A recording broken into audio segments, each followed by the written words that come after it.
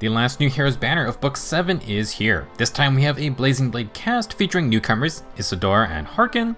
Joining them will be the new Attuned Assassin Nino, and Ginnungagap from the Book 4 Tempest Trial side plot is now playable. We'll talk about stats, skills, general playstyle, and some build ideas. Thanks to Ginnungagap, there is no 4-star focus unit on the banner. Instead, Will be an instant Demote. He's in the 3 to 4-star pool starting on this banner, but we aren't getting any free copies. Best of luck if you want him. We'll talk about Will at the end of the video. First up for today is Isadora, who is voiced by Chelsea Rebecca from the Dead Meat YouTube channel. I was just binging some of their videos for Spooky Month, so congrats on the job.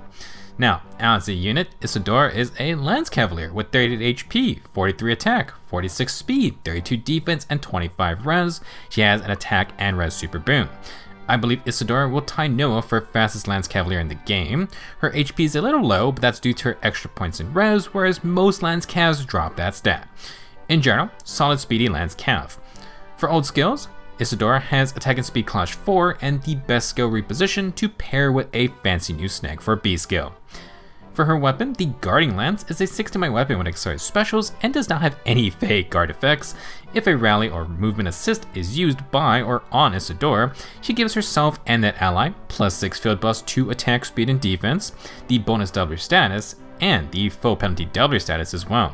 If Isadora initiates combat or is near an ally, she gets plus 5 to all stats, gets the full no follow-up effects, and reduces the damage from the first hit by 40% during combat. So first off, Isadora is another unit who combines support perks with decent combat potential. She almost gives full field buffs to go with bonus doubler, and you get full penalty doubler to play off the debuffs of ruse or snag skills. Obviously, if you're going to go the rally plus ruse route, Isadora kind of wants a rally res skill since she buffs the 3 other stats.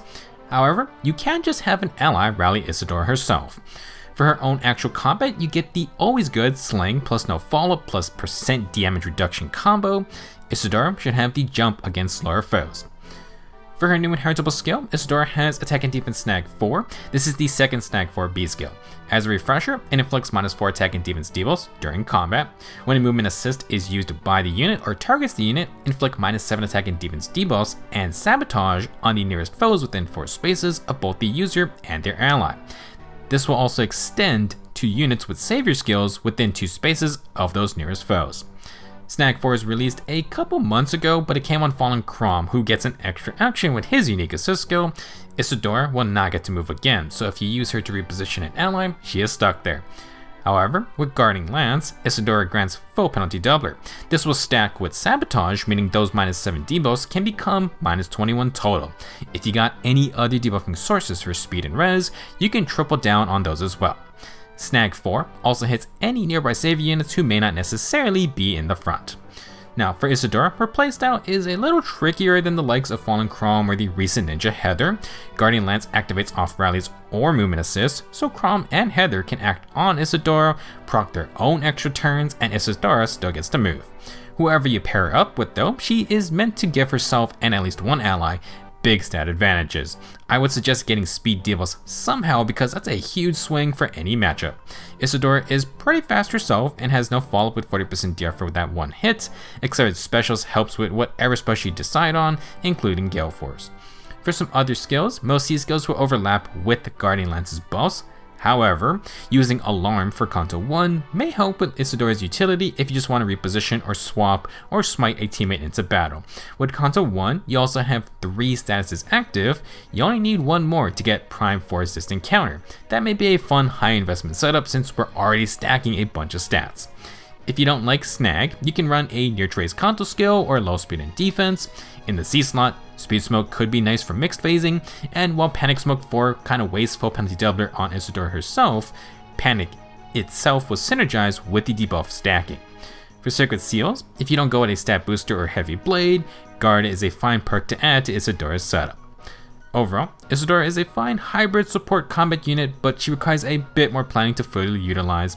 Maybe you can use someone like Yuri and his foul play to set up some weird formations for Snag 4. Next up, we have Harken with the nostalgic GBA hero sword and shield pose. Harken will be a sword infantry unit with 41 HP, 46 attack, 32 speed, 46 defense, and 27 res. Super boons in attack, defense, and res. any is good, but Harken has a brave weapon, so any extra attack is doubled. Harken is right behind the top sword infantry for max attack, and I do believe he's the new highest defense champion for the class. Not the fastest unit, but this guy is ready to brawl.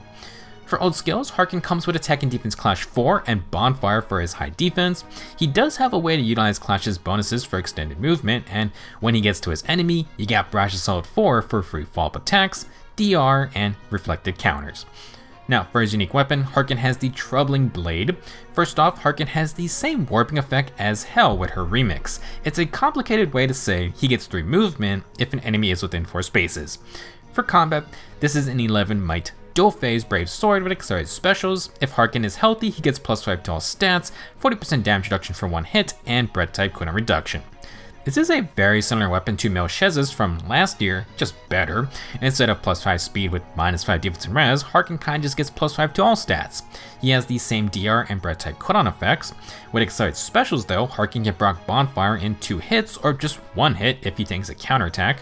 If he quads, then double bonfires are possible. You then have the whole 3-space warp ability. It's not really active unless Harken is near an enemy, but since it's a warp, it's possible for him to jump over an enemy completely. You gotta watch out once the fighting gets going. Harken's playstyle is fairly simple. He's a physical brawler with brave attacks. With his warp, you can engage from 3 spaces away, which gives a little extra stats via Clash 4. His 2 brave hits will proc Bonfire on the second hit if guard is not involved, and with Brash Assault 4, Harken gets a follow-up attack to push for a quad. He has 2% DR sources to take counterattacks, and then you get the empowered reflected damage with a second Bonfire. Just a reminder, Brash 4's reflect effect only includes the 30% DR on the skill itself. For enemy phasing, if Harken were to take 1 hit, he will reply immediately with Slaying Bonfire, and even if the foe has guard, his second brave attack will still proc the special. To fit his 4 range enemy condition, minute skills are kinda perfect. Harken buffs and debuffs, then he gets to warp to those enemies. If you don't need buffs, Time's Pulse can let Harken replace Bonfire with higher damage Ignis. Oath and Smoke 4s are excellent for stats. In the A slot, Clash is fine to keep, possibly to neutralize debuffs, but Finish 4 does have synergy with brave hits. For just encounter, Harken can try to raise his res tanking potential. He at least has % DR, but you're gonna want something other than Brash 4 for DC. Maybe Guard or Nelsie Disrupt, or you could do Gambit, but that requires Aether or Miracle. 20 true damage for Brave Assault is pretty good though, but what about half DR Piercing? While no follow-up 4 works, maybe for a tank busting quad setup, we have a new tempo 4 for physical damage units. Harken could get no guard with his breath type cooldown, and now his brave hits partially pierce damage reduction skills.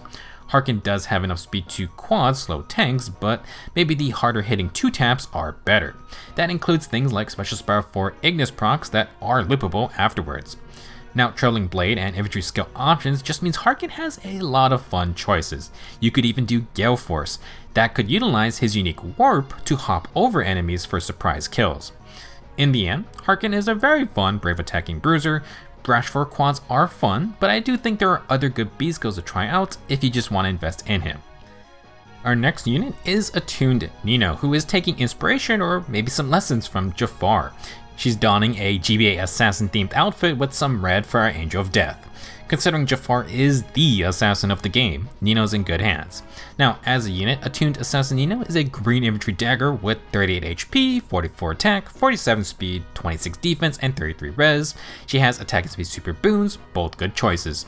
Nino's not going to top Legendary Yuri's base stats, but she can gain a lot of other stats from her weapon. For old skills, Nino's going to have Draconic Aura and Flash Sparrow. Excellent Flashing Blade option, which is upgraded to bread type cooldown, and you get more stats. Now, Nino may not be able to read, but she's going to make me do it for her because we got 4 new skills to talk about. First up, Nino's daggers are called Gondol, or I think. At start of turn, if she is within 2 spaces of an ally, grant +6 attack and speed to Nino and those allies. This is a 14-weight dagger with accelerated specials. If Nino initiates or faces a ranged foe, she gets +5 to all stats, bonus attack equal to X, bonus speed, defense, and res equal to 50% of X. She reduces first attacks with an S by 30%, and then heals 7 HP after combat. X is going to be equal to the highest total field buffs among Nino and allies within 3 spaces. Attuned Nino brings a little bit of her old forms with her, starting with self buffs and the good old Blade Tome effect. It's improved to work with any field buffs on allies, just in case Nino's buffs get neutralized in combat. Just watch out for team-wide panic. In addition to a boatload of bonus attack, Nino now gets bonus speed, defense, and res. With her plus 6 second speed field buffs, that's 12 total bonuses. She gets plus 12 extra attack and plus 6 speed, defense, and res. If you have plus 6 defense and res field buffs, you can double those numbers and Gondo as a base plus 5 as well. With 30% DR for first attacks, including brave hits, Nino is not going down super easy. The self-healing just reinforces that Assassin Nino is kinda ready to duke it out. To pair with her weapon, Nino has a unique C skill called Fang Ties. At start of turn, if she's within 2 spaces of an ally, Nino gets plus 1 movement, Kanto 1, and if her special is at max cooldown, then she gets minus 2 cooldown. If it's at max cooldown minus 1, she gets minus 1 cooldown instead. Fang Ties brings a little bit of Kadan Nino into the mix. She once again has 3 movement and a Times Pulse-like effect. It's not Times Pulse 4, but it's a better TP3 for sure. As for Kanto 1, maybe this is a nod to the Flying Nino ult. You got a little bit of mini Yuri vibes minus foul play. With Fang Ties, Nino can pre-charge Draconic Aura, and that goes for any 3 cooldown or lower specials thanks to Slaying. Unfortunately, she cannot pre-charge Lethality, but Attuned Nino's kit gives the option for a non-lethality dagger build that still has DR Piercing. We'll discuss more in a bit. Before that, we have Attuned Nino's Attuned X skill. Fleeting Echo states if unit initiates combat, grant plus 2 speed and 30% damage reduction for 1 hit. It is inheritable by all ranged units minus healers, and this is because it's essentially a watered down remote A skill. For the most part, plus 2 speed isn't game breaking, but 1 point of speed can technically turn a matchup on its head, so yeah, we'll take it. The real prize of Fleeting Echo is that 30% DR for 1 hit. More DR sources for ranged units, at least if you're initiating. For her last skill, Nino has the inheritable Speed and Defense Tempo 4. Our second Tempo 4 B skill simply swaps the debuffs to different stats. Otherwise, it still has no guard, no special charge, and 50% DR piercing on every attack during combat. For Attuned Nino, instead of 1 big lethality, she's gonna go for 2 solid hits, both with special procs. Fang Ties precharges the Slaying Draconic Aura. Nino initiates, and she still cuts all DR skills in half. If the foe survives and counters back, no guard from Tempo and Breath-type cooldown from Flash Sparrow guarantees 2 cooldown for Nino when hit. Her second attack can proc another Draconic Aura, again with partial DR piercing. Now if you want to inherit this tier for upgrade, good luck with that. The tier 3 is literally only on young Mia, but luckily she is in the Divine Code shop.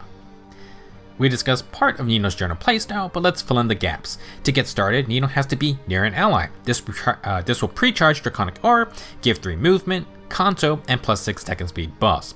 When initiating, Nino gets extra stats via the Blade Tome effect, and ideally you try to give her defense and field buffs as well. Big Attack Boost empowers Draconic Aura, and Tempo 4 has our DR Piercing. Should the foe survive, Nino has extra defense and res from her weapon, 30% DR, and gets another 30% from Fleeting Echo. Her follow-up attack then is another Draconic Aura due to the Flash Sparrow plus Tempo effects. After combat she heals a little bit and has Counter to retreat. As a high-speed unit, Nino wants no follow-up ideally. The tier 4 can work instead of Tempo since you still get partial DR piercing, and the double Draconic Aura procs is still possible if the foe has no guard effects. Now if they were to have Scowl, double specials are not happening, so Tempo is not going to help. Flash Sparrow is enough into guard plus Scowl for 1 proc on the follow-up. Tempo would help against double Scowl if you run into that often, and it also counteracts enemy fast charging specials. Despite the extra stats, Nino probably isn't surviving if the foe has their own DR piercing specials. Ideally, Nino would love something like no follow-up, Tempo, and guard. You just get all the offensive and defensive insurance. For other options, you could go for Hexblade for a true Blade Tome beatdown. Lethality is still a fine option, but Ruptured Sky or Luna also work. Heck, why not AoE specials? Just a reminder, I don't think any skills give DR piercing to the AoEs. On the special spam topic, Special Spiral 4 can give Nino full DR piercing on those double special procs. You're going to lose no guard, but it also recharges specials in the same turn if you wanted to dance. It's a heavy offense focus, whereas Tempo and no follow-up have defensive perks as well. Speaking of defense, if you really want, Nino can quadruple stack % DR with Remote Sparrow and Brash 4. I mean, you almost reach Fallen Star levels of damage reduction, but 3 of those skills are player phase only. Also, Gondo doesn't even work versus melee on enemy phase, so yeah, they do not want Nino to run close counter. If you did want to enemy phase something, Speed Preempt with Blade Tome plus Rally Spectrum Lethality would be kinda spicy. All in all, Attuned Nino has a lot of interesting options. DR Pierce can come from Lethality, Special Sparrow 4, Temple 4, and No Follow-Up 4. Ideally, you want one of those so the Blade Tone bonus attack and pre-charge specials really hurt. With some defensive baked into her kit, she's not the squishiest unit either, so Nino can be able to take multiple rounds if needed. Overall, just a solid unit and absolutely love the theme and aesthetics. Our last banner unit is Rearmed Ginnungagap. She finally is playable and is a colorless cavalry dagger unit with 40 HP, 47 attack, 31 speed, 30 defense, and 32 res. Attack super boon is nice, and I think that actually puts her in first place for highest attack dagger in the game. Guinea's other stats aren't spectacular, but she can potentially take at least one solid hit. For old skills, Ginnungagap brings lethality for all you Arcane Dagger wanters. She also is the second unit with Fire Flood Boost 3. Pretty sure it's still the only tier for Boost A skill, be above half health for plus 7 attack and res, fight near an ally above half health for guard. It also will grant you plus 5 HP. Now, for the first Arcane Dagger, we have the Arcane Void. 14 Medic specials. If unit is above 25% health, you get plus 5 to all stats, you inflict debuffs on the foe, you make a guaranteed follow-up attack, and you get breath type cooldown reduction. The debuff portion is the same as the sabotage status. X is equal to the highest penalty on each stat between the target and foes within 2 spaces. You calculate it independently. Daggers have innate -7 defense debuffs, but they only trigger after combat, so if you want to utilize this effect, you're going to need to bring your own debuffs. Besides that, we have a very generalist dagger. Guaranteed follow-up attacks work for slow or fast units. Sling plus breath type cooldown helps for anyone trying to proc lethality. Infantry still have the easiest time due to things like Time's Pulse, but we got other cooldown options like Asker. The main thing is that breath type cooldown, since Cavs and Flyers still have atrocious cooldown options. Now, for the rare armored dagger units out there, there is a little overlap with cooldown and follow-up skills. Follow-up attacks do stack, but you can also run something like Special Sparrow 4 for non-lethality options. For any class, maybe we can grab some debuffing skills, but sadly there is no defense variant for the tier 4 sabotage if you wanted to stack the effect. If you have Isadora, full penalty doubler, the sabotage status, the sabotage B skill, and Arcane Void all stack. Panic field buffs also count as penalties and stack with debuffs, so you can end up with some insane numbers. It's another way to try and counteract all the stat stacking of Grand Strategy. To stand out, Guinea has a unique B skill, Ruler of Nihility. At start of turn, inflict -7 attack and defense, the Discord status, and the Flash status on nearest foes within 5 spaces of unit. If then spreads to any other foes within 2 spaces of that. If the foe has more than 75% HP or an active penalty, Guinea inflicts another -5 attack and defense on the foe, and if she uses an offensive special, then she gets -1 cooldown before their first attack in combat. To synergize with Arcane Void, Guinea has a debuffing B skill. -7 attack and defense turns into -14, and you get the base -5 of the skill. Discord is another potential -5 depending on how many foes are nearby, and the Flash status keeps Ginnungagap and the team safe from attacking. Due to the -1 cooldown she gets, this is like having Time's Pulse. 2 cooldown lethality is going to charge in 1 hit thanks to Arcane Void. The follow-up attack is going to proc it, thus the basis of Ginnungagap's playstyle. For enemy phase, tanking a hit will bring lethality to 1 cooldown. Ruler of Nihility will charge it before Ginnungagap counters. Very good B skill for personal combat, and just the large scale flash status is pretty strong. Last new skill Ginnungagap has is the inheritable Fatal Smoke 4. Foe cannot recover HP during or after combat, neutralize any non-special miracle type effects during combat. After combat, inflict the deboon status and a new status that neutralizes the non-special miracle effects on the target and foes within 2 spaces of target. Fatal Smoke 4 still counters all healing, and there has been a ton of new self-healing and healing support skills introduced in the past year. New to the skill is an effect that neutralizes any effect that acts like Miracle, meaning foes will no longer survive with 1 HP if they take a fatal blow. The actual Miracle special is unaffected, so all you Gambit Miracle fanatics are still fine. For those of you who hate units like Regular Seliph, Hell, Legendary Seliph, Fallen Maria, Brave Seliph, Ymir, Harmonic Leaf and Seliph, etc., then this is the skill for you. In terms of inheriting this skill, it's very tough. The tier 3 is only on 4 other limited time units. I think the only free to play way to get Fatal Smoke is Summer Freya in the normal 3 Divine Code shop. You can get Guinea's other skills fairly easily, but this one is going to be a doozy if you want that max value inheritance. On that topic of skill inheriting, Arcane Void only needs the Silver Dagger, Lethality only needs Luna, Firefly Boost 3 needs Water or Fire Boost 3. Fire Boost 3 is on 4-star Ross or Young Boy. You can basically give Ginnungagap's whole kit to any dagger unit. Fatal Smoke 4 is just that main roadblock if you wanted all 4 top skills. For playstyle, Rearmed Ginnungagap provides attack and defense debuffs, discord, and flash support in a large area nearest to her. She does need to get close, but 5 spaces is generous. When initiating, ideally, Ginnungagap is safe, and if she follows up without running into guard effects, then she can proc Lethality on her second hit. Arcane Void doubles her attack and defense debuffs, and Lethality has RDR Piercing. If Guinea has to take a hit back, like on the enemy phase, she has a decent amount of attack debuffs potentially, and Firefly Boost provides guard. She can chunk a Lethality on her counterattack too. With a Fatal Smoke, the enemy has no healing, and Miracle-like skills are also disabled.